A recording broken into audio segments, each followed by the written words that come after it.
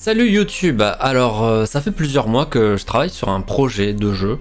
Certains le savent déjà peut-être, mais du coup je vous invite quand même à regarder la vidéo parce qu'il y aura des choses nouvelles que vous apprendrez dans cette vidéo. Alors parlons de ce gros projet que j'ai commencé il y a quelques temps. C'est un tactical RPG inspiré de Dofus au niveau du gameplay, parce que j'adore le gameplay de Dofus, mais le problème c'est que Dofus est un MMO, et moi j'aurais voulu la même chose mais en solo, d'où l'idée de faire ce jeu, sauf qu'en plus du coup comme c'est un jeu solo, il y aura toute une histoire, etc. Mais comme je n'aime pas les choses simples, j'ai pas voulu faire un truc classique, fantasy, où on a un guerrier, un archer, un magicien, avec des elfes, des nains et des orques. Non, j'ai voulu un truc un peu plus compliqué, ou en tout cas un peu plus innovant. Donc du coup, voilà, il y aura un peu plus de changements à ce niveau-là. Le jeu aura 5 personnages jouables. Le but est d'être un minimum inclusif, que tout le monde puisse s'identifier à ces personnages. Je vous présenterai ces personnages un peu plus tard. Mais sachez que chaque personnage aura son histoire et rencontrera des autres personnages et il les recrutera. Donc au final, on finira toujours avec un groupe de 5, juste que le début ne sera pas le même et il y aura des petites différences au fur et à mesure du jeu. Alors là, j'ai besoin de toute votre attention parce que c'est vraiment pas simple à expliquer et donc à comprendre non plus, donc essayez de me suivre. Quand on commence avec un personnage, on va vivre son histoire de A à Z, avec ses propres yeux, voilà, il va vivre toute une histoire, et de toute façon, comme c'est le premier personnage qu'on a, il n'y a pas 10 000 possibilités, donc ça va être assez classique, on va dire, et on va suivre voilà, son histoire. Mais, quand on est dans le cas où on recrute un personnage, donc imaginons, j'ai un personnage 1, et j'arrive pour recruter le personnage 2, je vais vivre l'histoire du personnage 2, mais du coup d'un point de vue externe. Donc du coup, en fait, chaque personnage aura son histoire et une petite variante, suivant si on le joue quand on commence le jeu, ou si on le recrute après coup avec un autre personnage. C'est vraiment une histoire et sa variante en parallèle. C'est un peu compliqué à visualiser, mais j'espère que vous avez un peu le truc en tête. Si par exemple je peux donner un petit exemple comme ça pour que vous avez une image du truc. Imaginons on a le personnage 1, son histoire c'est que cette personne est poursuivie et qu'elle s'échappe par exemple. Quand vous allez jouer le personnage, que vous allez commencer le jeu avec ce personnage, vous allez vivre justement cette fuite, alors que si vous jouez un autre personnage qui va rencontrer la personne en fuite, vous allez être sur ses traces. Du coup, vous n'allez pas voir la même chose, ou en tout cas, ça va être en décalé, et vous n'allez pas forcément vivre les mêmes choses, etc. Donc il y aura vraiment ces deux variantes d'histoire pour chaque personnage, suivant si vous commencez avec, ou si vous jouez un autre personnage. Et du coup, vous imaginez la complexité, parce qu'en fonction du personnage avec lequel vous commencez, vous allez être à des endroits différents de la map. Du coup, il y aura des monstres et des équipements à certains endroits, mais vous n'allez pas les rencontrer au même moment. Donc du coup, il faudra adapter les niveaux, par exemple, ce genre de choses. Donc ça complexifie pas mal le jeu, mais c'est la vie que j'ai choisie, donc je vais faire avec. Mais clairement, je me mets des bâtons dans les roues. Oui, on est bien d'accord là-dessus. Au niveau de l'univers du jeu, c'est un monde rempli de magie, où c'est vraiment la base de la société, de la vie quotidienne. La technologie, c'est vraiment un truc d'un ancien temps. C'est un peu... avant que partout il y ait la magie, ils utilisaient un peu de technologie, mais là, vraiment, maintenant, c'est la base.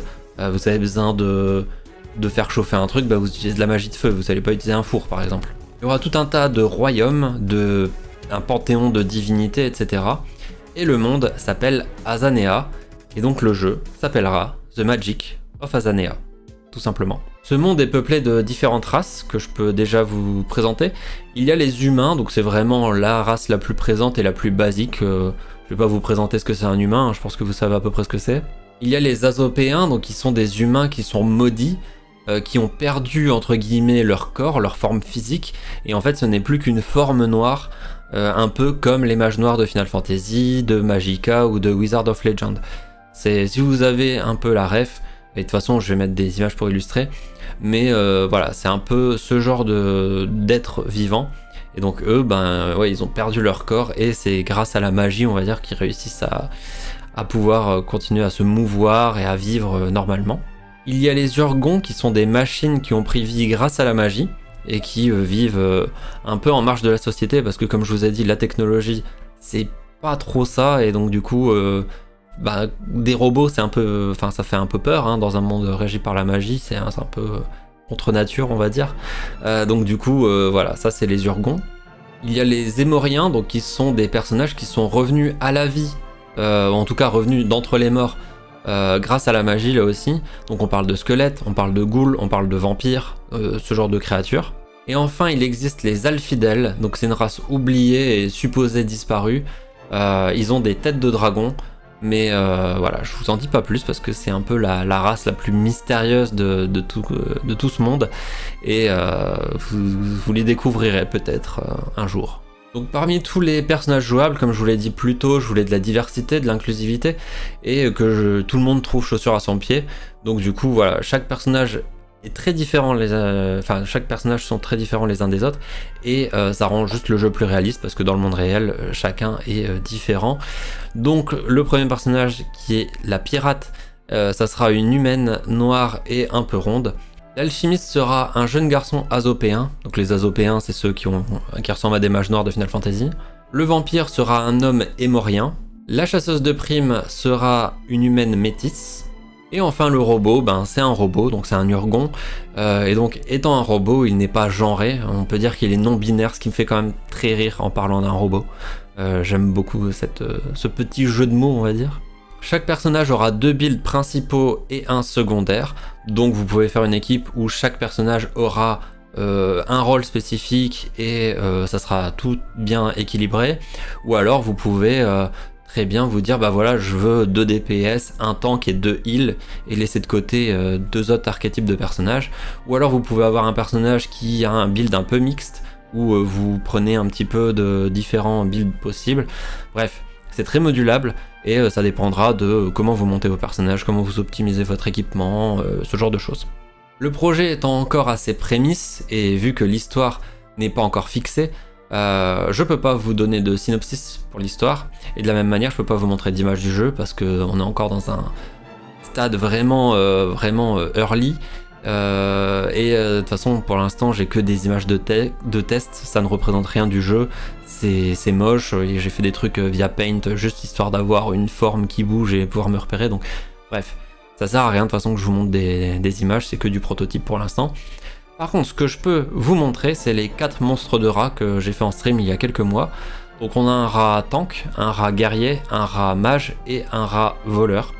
Donc là c'était les premiers monstres, les premières vraies entités que j'ai créées. Potentiellement que je repasserai dessus, je sais pas encore. Faudra que je vois prochainement. Et là c'est le moment où je vous réserve une petite surprise. Et là je vais vous surprendre parce que j'ai pas qu'un seul projet de jeu, mais en réalité j'en ai 2. Mais le deuxième, il est né il y a une semaine. Hein. Alors je sais ce que vous allez me dire, faut déjà que j'avance sur un jeu, que je gère 2 chaînes YouTube, que je vive aussi, hein, c'est quand même pratique, et en plus je joue quasi plus. Si je vous mets mon historique Steam récente, je joue quasi pas. Mais il y a une explication, la première c'est que je pense à vous, et la deuxième c'est que je pense intelligemment. Et à côté de ça, sur mon ordi, j'ai plein d'assets graphiques que je n'utilise pas actuellement, et donc je me suis dit pourquoi pas créer un jeu mobile dans l'univers d'Azanea. C'est plus simple et rapide à faire, et au final le truc qui me manque le plus là dans tout le jeu auquel j'ai pensé, c'est surtout des ennemis. Mais du coup, comme c'est le même univers, c'est le même bestiaire, donc si je design un ennemi pour le jeu mobile, c'est aussi finalement un personnage, un monstre que je pourrais utiliser pour le gros projet. Et donc l'avantage, c'est que j'ai l'impression d'avancer, parce que du coup j'avance sur un jeu, même si c'est pas le gros projet, que je code quand même dessus, hein, mais voilà. Je sortirai un truc beaucoup plus tôt, donc le jeu mobile, et vous aurez un petit truc pour découvrir le monde d'Azanea, bref, c'est tout bénef pour tout le monde. Petite pause parce que j'avais oublié de le dire, mais il est aussi probable que de temps en temps je fasse des petites démos, des petits prototypes, pas des vrais jeux cette fois-ci, mais vraiment des petits trucs qui me permettront quand même de step up, de m'améliorer, et donc ça profitera quand même au gros projet, parce que je pourrais faire des choses que je pourrais potentiellement réutiliser, ou en tout cas ça me permettra d'améliorer mes connaissances sur le moteur, et donc de faire de meilleures choses pour le gros projet. Pour vous donner une petite idée de ce jeu, il s'appellera sobrement Rogue of Azanea, parce que ça sera un roguelite et que j'ai pas envie de m'embêter avec le nom, et je trouve qu'il y en a assez peu sur mobile des roguelites. En tout cas je sais que quand j'avais cherché un moment, il n'y avait pas grand chose, Et en ce moment, j'ai été pas mal inspiré par des jeux qui mixent des gameplays, comme par exemple Peglin, qui a été présenté récemment, qui mélange un jeu de billes. Donc c'est pas vraiment un flipper, c'est un peu comme le jeu Peggle, mais du coup je sais pas trop ce que c'est comment on peut définir ce jeu. Mais bref, un jeu de billes on va dire, et un RPG. Ou alors il y a Upwell par exemple, qui mélange Tetris et un jeu de plateforme.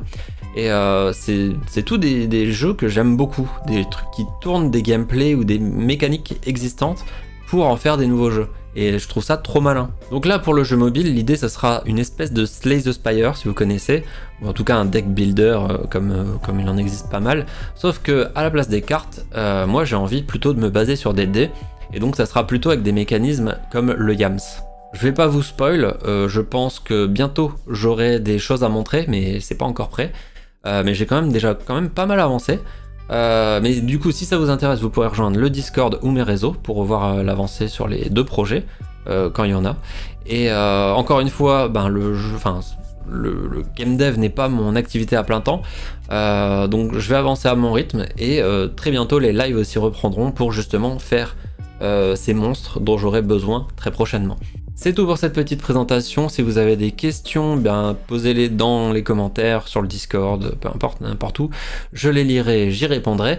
Et on se dit à bientôt pour du nouveau contenu, que ça soit lié au jeu, que ça soit des nouvelles vidéos, etc. etc. Sur ce, ciao!